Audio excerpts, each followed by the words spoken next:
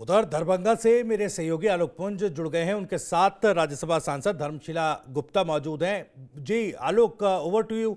बात कीजिएगा धर्मशिला गुप्ता जी से कि भाई कैसा माहौल चल रहा है, क्या दिखाई दे रहा है। हाँ, हमारे साथ राज्यसभा सांसद हैं धर्मशिला गुप्ता जी। ये अभी अभी अपने मतदान केंद्र से अपना मतदान करके बाहर निकली हैं। हम इनसे बात करेंगे। अभी ये कुछ मीडिया कर्मियों से बात कर रही हैं। हम अभी इनसे बात करते हैं कि क्या चुनाव प्रक्रिया कैसी चल रही है दरभंगा में। दरभंगा जिला में 10 विधानसभा है और चूंकि ये भाजपा की वरिष्ठ नेता भी हैं और वर्तमान समय में राज्यसभा सांसद हैं, मैं इनसे जनता का आशीर्वाद मिल रहा पूछने है। की कोशिश करता हूँ कि कैसी चल रही है चुनाव। मैम, आपका टीवी 9 भारतवर्ष में स्वागत है। बताइए, आपने अपना मतदान कर लिया? दिखाइए कैमरे पे। मैंने अपना मतदान किया जी। और ये लोकतंत्र का महापर्व है। अपना मतदान अवश्य करना चाहिए। मैंने भी किया और अपने बिहार की समस्त जनता से, मतदाता मालिक से भी अपील करती हूँ कि आप भी पहले मतदान करें, फिर जलपान करें और बिहार में एनडीए की सरकार बनने में अपनी भी भूमिका को निभाएं, अपनी सहभागिता प्रदान करें। क्योंकि आदरणीय प्रधानमंत्री श्री नरेंद्र मोदी जी और आदरणीय मुख्यमंत्री श्री नीतीश कुमार जी के नेतृत्व में जो बिहार में विकास हुआ है वो ऐतिहासिक है। जो महिलाओं को सम्मान मिला है और महिलाएं आज आत्मनिर्भर हुई हैं। आज हमारी बेटियां निर्भीक होकर के स्कूल और कॉलेज जा रही हैं और हमारी बहनें प्रधानमंत्री मुद्रा लोन योजना या महिला रोजगार योजना के तहत जो 10-10 हजार की राशि अभी 1,25,00,000 महिलाओं को मिल चुकी है।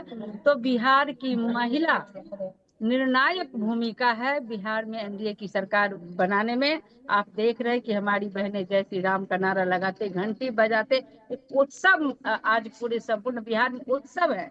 और हमारी बहनें उत्सव के रूप में आज का जो ये प्रथम चरण का मतदान है 6 नवंबर को उत्सव के रूप में मना रही हैं और हमारे अगले चरण की भी पूरी तैयारी है। हम प्रचंड बहुमत से जीत रहे हैं और अपने बिहार के समस्त आदरणीय मतदाता मालिक से अपील करते हैं कि ये लोकतंत्र का महापर्व में आप अपना वोट अवश्य गिराए और एनडीए की प्रचंड बहुमत से सरकार बनाने में आप अपनी भूमिका अवश्य निभाए।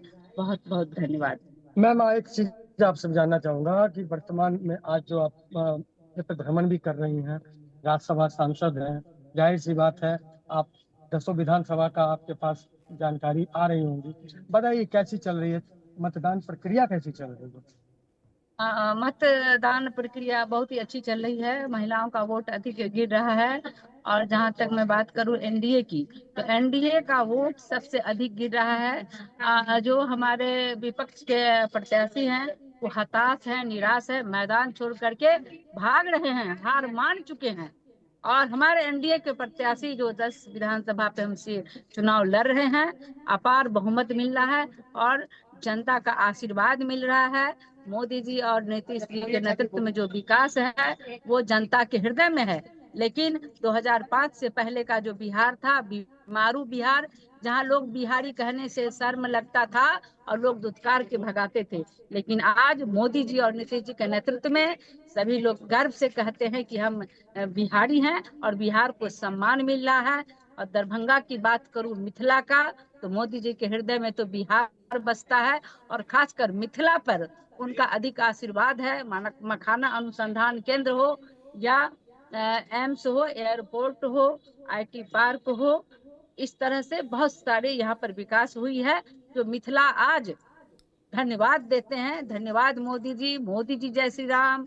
क्या लगता है मैम आपको कि दरभंगा की जनता जो है आखिर क्या सोच के मतदान कर रही होगी?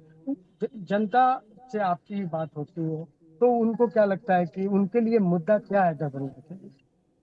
सुरक्षा, शिक्षा, बिजली, सड़क और सम्मान।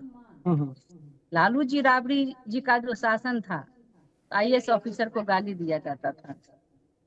शिल्पा हत्याकांड सबको पता है, बलात्कार, यानी कि पत्रकार की पत्नी भी जो है बंगाल में थी, उनका भी बलात्कार, चलती ट्रेन में बलात्कार। तो आज महिलाओं के हृदय में जो विकास है जो उन्होंने विकास किया है, जो सम्मान मिला, जो इज्जत मिला है, वो जंगल राज में नहीं था कभी, लालू जी और राबड़ी जी के शासन में नहीं था कभी, तेजस्वी यादव के शासन में नहीं था कभी। और वो सम्मान, रोजगार, शिक्षा, इज्जत, सड़क, बिजली, घर घर में बिजली, 125 यूनिट फ्री, 10,000 रुपए की राशि रोजगार के लिए, यही मुद्दा है बिहार की बहनों का और युवाओं का। वो सुरक्षित हैं, उनके बच्चे सुरक्षित हैं, वो रोजगार कर रहे हैं, निर्भीक होकर सड़कों पे चल रहे हैं और सम्मान के साथ अपनी जिंदगी को जी रहे हैं। यही मुद्दा है। मैम, एक बात मैं जानना चाहूंगा कि बार बार जो बातें इस बीच में आ रही हैं, भ्रष्टाचार एक बहुत बड़ा मुद्दा है। इसको लेकर के सरकार या आप जनप्रतिनिधि क्या सोच रहे हैं? भ्रष्टाचार तो वो लालू जी और राबड़ी जी के बोए हुए बीज हैं, आपराधिक तत्व। जब उनका शासन था तो वो अपने परिवार को भी आपराधिक तत्व के रूप में साली को भी लगाए हुए थे, जो उनका जड़ अभी भी थोड़ा थोड़ा है। लेकिन हमारी सरकार, हमारे मोदी जी और नीतीश जी उस जड़ को जड़ से मिटाने का काम कर रहे हैं। अपराधी बचेगा नहीं। जहां भी वो कुछ करने की कोशिश करती है, हमारे बिहार की प्रशासन चुस्त और दुरुस्त है, उसको खदेड़ के भगाने का काम कर रही है। और लालू जी तो सड़कें नहीं बनाते थे कि घटना स्थल पर प्रशासन पहुंच ना सके, रास्ते में गिर जाते थे, गाड़ी नहीं पहुंच पाती थी। आज आप देखिए, गांव गांव तक सड़कों का जाल बिछा है और घर घर में बिजली है, लालटेन फूट चुका है। मैम, फिर से एक बार आपसे पूछ रहा हूँ, जनता को जो उम्मीद है भ्रष्टाचार के मामले में, वो उम्मीद पर आप लोग कितने खरे उतरने जा रहे हैं? भ्रष्टाचार को लेकर के लोगों में नाराजगी जो दिखती है, उसको कितना हद तक आप लोग दूर करने जा रही है? हमारी सरकार की पूरी कोशिश है कि जनता को सुरक्षा देने का। हम 100% भ्रष्टाचार को मिटा करके रहेंगे। पहला भ्रष्टाचार तो आदरणीय मोदी जी ने जनधन खाता खोल करके किया। कि मैं वृद्धा पेंशन की बात करूं, मैं पार्षद थी, 400 के बदले में 200 रुपये मिलता था, 200 भ्रष्टाचार में चला जाता था। आज जनधन खाता के माध्यम से 1100 रुपये उनके डायरेक्ट अकाउंट में आ रहा है। उनके लोन की योजना अकाउंट, भ्रष्टाचार तो ही मिट गया। बाकी जो कुछ बचा हुआ है, हमारी सरकार बन रही है प्रचंड बहुमत से, और बिहार भ्रष्टाचार मुक्त हो जाएगा। अगले चुनाव के में अब आगे आप लोगों की क्या प्राथमिकताएं होंगी? अगर आप लोग फिर से दोबारा अगर सत्ता में आती हैं तो आप लोगों की नेक्स्ट क्या प्राथमिकताएं होंगी? बिहार में रोजगार सबसे बड़ी हमारी मतलब जो आपकी प्राथमिकता है। कमी आपको लगता है कि वो कमी है, वो हम नहीं कर पाए, उसको आप करना चाहेंगे, तो वो क्या है? हम यहाँ पर उद्योग लगाएंगे हमारे बिहार के युवाओं के लिए। हम यहाँ उद्योग लगाएंगे, पलायन को रोकेंगे, क्योंकि हमारे बिहार में उद्योग लगेंगे तो हमारे युवा जो लालू जी राबड़ी जी के राज में पलायन किए थे, वो अब बिहार में काम करेंगे। और हमारी महिलाएं तो उद्यमी हो ही गई हैं। माननीय प्रधानमंत्री जी और मुख्यमंत्री जी के नेतृत्व में हमारी महिलाएं आज मखाना की खेती, मशरूम की खेती, सिलाई कटाई, दौरी मौनी, मिथिला पेंटिंग, सब्जी साग ठेला सारी कर रही हैं। लेकिन हमारे यहाँ उद्योग लगेगा और बिहार एक सशक्त और आत्मनिर्भर बिहार संपूर्ण रूप से होगा। और हमारी सरकार की यही प्राथमिकता है कि युवाओं को रोजगार हम देंगे। मैम, आप TV9 पर लाइव चल रही हैं, जनता को आप क्या अपील करेंगे? मैं बिहार की समस्त आदरणीय जनता को हाथ जोड़कर अपील करती हूँ कि आप पहले अपना मतदान करें और बिहार में एनडीए की सरकार बनने में आप अपना योगदान दें, अपने मत का आप प्रयोग करें। धन्यवाद। तो ये थी हमारे साथ धर्मशिला गुप्ता जी, जो राज्यसभा सांसद है। इन्होंने बहुत ही बेबाकी के साथ और स्पष्ट होकर के अपनी बात रखी है, और ये अभी मतदान केंद्र से अपना मतदान करके निकली हैं। हेलो आलोक। बिल्कुल बिल्कुल बिल्कुल। धर्मशिला गुप्ता को आप सुन रहे थे आलोक, लेकिन उनसे पूछिएगा, वो रोजगार की बात कर रही थी, पलायन को रोकने की बात कर रही थी। लेकिन इस बार जब साथ में चुनाव लड़ रहे हैं, 20 साल से तो देखिए नीतीश कुमार ही मुख्यमंत्री हैं, फिर ये पलायन और उद्योग लगाने को लेकर नया रोड मैप क्या सरकार का है? क्या गठबंधन के साथियों के साथ क्या बातचीत हुई है? किस तरीके से पलायन को रोका जाएगा, उसका ब्लूप्रिंट क्या है? उद्योग लगाने को लेकर क्या रोड मैप है? क्या कोई साझा रोड मैप ब्लूप्रिंट तैयार हुआ है क्या? मैम आप चूंकि 20 साल से आप लोग की सत्ता में हैं, आप लोग बिहार में, तो वर्तमान में आप अभी जैसे रोजगार और पलायन को लेकर के और की बात कर रही हैं, तो क्या कोई ऐसा ब्लूप्रिंट, जो कोई साझा ब्लूप्रिंट हो या रोड मैप आप लोगों ने तैयार किया है क्या? बिल्कुल, अभी हमारे एनडीए के वरिष्ठ नेताओं ने अभी मुख्यमंत्री जी और उप मुख्यमंत्री जी के साथ अभी तो साझा कॉन्फ्रेंस हुआ था। उसमें एक ही मुद्दा था कि युवाओं को रोजगार, और जो भी हमारे यहाँ उद्योग बंद पड़े हैं उसको अविलंब खोला जाएगा और नए उद्योग भी लगाए जाएंगे। मेट्रो की यहाँ सुविधा हो रही है, हमारा रेल परिचालन काफी बढ़ गया है और यहाँ रोजगार की संभावनाएं बहुत प्रबल है और युवाओं भी काफी उत्साहित है यहाँ पर रोजगार के लिए। तो इनका कहना है कि ये लोग प्रयासरत हैं, अपने तरफ से भरसक प्रयास है और इन लोगों का साझा जो कार्यक्रम है उसके तहत इन चीजों पे ये लोग कोशिश में लगी हैं। और कोई सवाल? बिल्कुल बिल्कुल, एक एक चीज सम्राट चौधरी को लेकर कही जा रही है भाई। कई मौकों पर कुछ नेताओं ने कहा कि देखिए वो बड़े नेता हैं, उनको जिताइए, हम उनको और बड़ा बनाएंगे।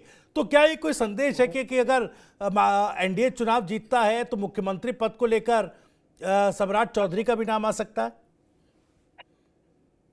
मैम स्टूडियो से सवाल है, क्या एनडीए जीतता है तो क्या सम्राट चौधरी को मुख्यमंत्री बनाया जा सकता है? हमारे वर्तमान मुख्यमंत्री आदरणीय नीतीश कुमार जी हैं और जब हमारी गठबंधन की सरकार है तो हमारा गठबंधन तय करेगा कि कौन मुख्यमंत्री बनेंगे। बड़ा सपाट सा जवाब है धर्मशिला जी का।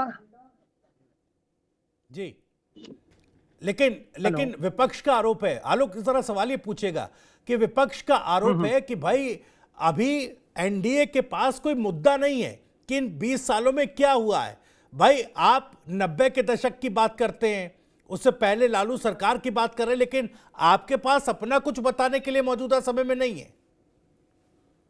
बिल्कुल, गांव गांव तक सड़कों का जाल बिछा है, घर में लालटेन जलता था वो लालटेन फूट चुका है। हम 125 यूनिट बिजली हर महिला हर घर में दिए हैं। शौचालय नहीं था, हमारी बहनें सड़कों के किनारे जाती थी, शर्म आता था उन्हें। आज घर घर में शौचालय है, इज्जत घर है।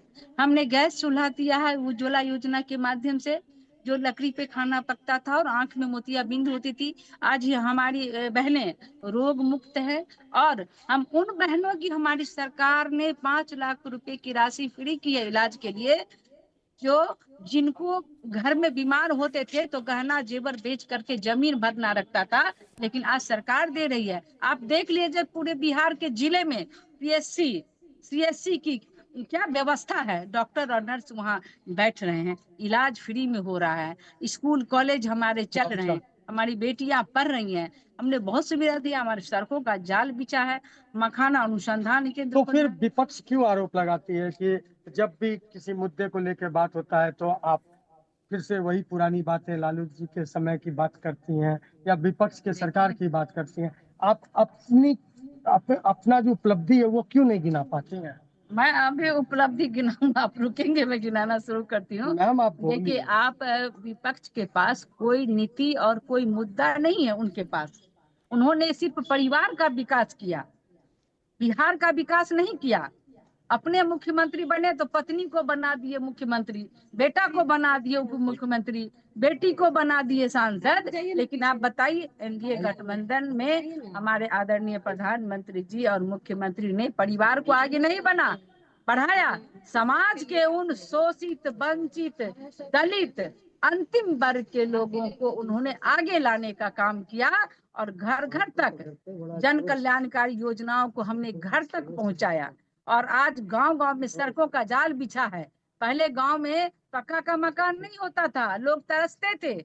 आज हमारी बहनें एक और सवाल पूछ लीजिएगा, क्योंकि जंगलराज के सवाल पर अब तो मोकामा की घटना को, जिस तरीके से दुलारचंद यादव की हत्या हो गई वहां पर, तो विपक्ष ये कह रहा है, विपक्ष आरोप लगा रहा है कि भाई लालू के समय में जंगलराज नहीं था, जंगलराज तो अब हो गया है। वो मोकामा की घटना को टैग करके बता रहे हैं। आलोक मैम सवाल है स्टूडियो से कि आप लोग जंगलराज करते हैं, मोकामा की जो घटना हुई है उसमें अब विपक्ष तो महाजंगलराज की बात कर रहा है, कैसे आप इस चीज का सामना कर पाएंगे? देखिए, चोर के दाढ़ी में तिनका होता है। वो घटना तो विपक्ष ही करवा रही है। वो तो पैसे दे दे करके हत्याएं करवा रहे हैं, गुंडे भेज भेज करके वो आतंक फैला रहे हैं। लालू जी और तेजस्वी जी क्या बोलेंगे? उनके तो पूरे परिवार के ब्लड में अपराध है। उन्होंने यही करवाना शुरू किया था। चारा घोटाला, चरित्र घोटाला, मेघा घोटाला, पाइप घोटाला, पुलिस वर्दी घोटाला, और यहाँ की देश के जो कर्णधार होते हैं, जिनके कंधों पर देश का भार होता है, उन युवाओं को उन्होंने नौकरी के बदले में जमीन लिया था। जमीन रजिस्ट्री करा लिया और नौकरी भी नहीं दिया। उनके परिवार की बेटी की शादी में एजेंसी से गाड़ियां उठती थी, अपहरण का उद्योग चलता था। ये क्या जंगलराज नहीं था? आज बताइए, किसी के ठीक बेटी है के आलोक, शादी आलोक में ठीक है, हमारी सरकार की शुक्रिया कोई गाड़ी शुक्रिया उठाते कर हैं? दीजिएगा। हम लोग तमाम उनको मदद जो करते सवाल थे उनके उनके जवाब जरूर धर्मशिला जी ने दिए, और कुछ जानकारियों के लिए मैं आपके पास आऊंगा, लेकिन एक रुक मैं सुजीत का कर लेता हूं। ठीक है, तो थैंक यू। लगातार हम जो तस्वीरें दिखा रहे दर्शकों को, तमाम चीजें हैं। आलोक, मुझे जरा बताइएगा, कुशेश्वर स्थान जो विधानसभा सीट है, वहां पर खबर आ रही थी कि भाई 4 जगहों पर मतदान हुआ नहीं है, वहां पर वोट बहिष्कार किया गया। कुछ क्या अपडेट है आपके पास इस खबर को लेकर? वो सड़क निर्माण को लेकर के जो है नाराजगी है। हमने अधिकारियों से बात करी थी, उन लोग प्रयास में हैं लोगों को मनाने की। जहां तक उन अधिकारियों की बात है, उन लोगों का कहना है कि हम जल्द से लोगों को मना लेंगे और प्रयास जारी है। वो लोग शांतिपूर्ण मतदान का बहिष्कार किए हुए हैं। जी ठीक है आलोक, मैं लौटूंगा आपके पास।